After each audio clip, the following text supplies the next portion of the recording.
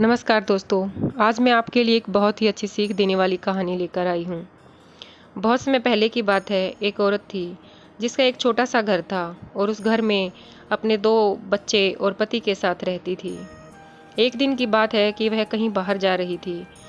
तभी उसको अपने घर के सामने 3 रंग-बिरंगे साधु दिखे। उनको देखकर वह कुछ नहीं बोली और चुपचाप जाने लगी। तभी उनमें से एक साधु ने बोला, क्या हमको आपके घर में खाना मिलेगा? वह बोली, क्यों नहीं, आप लोग अंदर चलें, मैं अभी आती हूँ। तभी उनमें से एक साधु बोला, क्या आपके पतिदेव भी घर पर हैं? औरत बोली, नहीं, वह अभी बाहर गए हैं और कुछ देर में आ जाएंगे। तो साधुओं ने बोला, जब आपके पति आएंगे तभी हम लोग जाएंगे। औरत ने बोला, ठीक है बाबा, थोड़ी देर में मेरे पति आ जाएंगे। तो इतनी ही देर में उसका पति आ जाता है और उसने अपने पति को सारी बात बताई। तो उसके पति ने बोला, ठीक है, जाओ और उन्हें बुला कर ले आओ। वह जब बाहर गई तो उसने उन साधुओं से बोला, बाबा आ जाओ खाना खाने, मेरे पति आ गए हैं। तभी उनमें से एक साधु ने बोला, बेटी, हम तीनों एक साथ किसी भी घर में नहीं जाते हैं।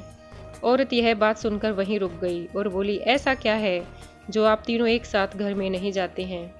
फिर उनमें से एक साधु बोला, बेटी, मैं प्रेम और ये दोनों में एक धन और एक सफलता है।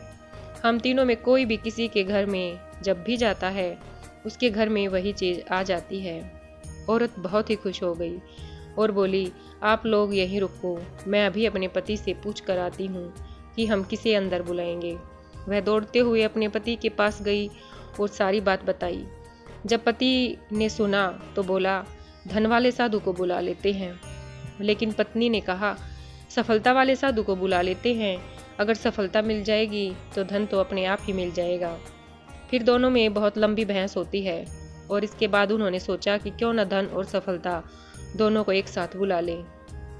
उसके बाद वह औरत बाहर आई और बोली, हम धन और सफलता दोनों को एक साथ लेकर जाना चाहते हैं।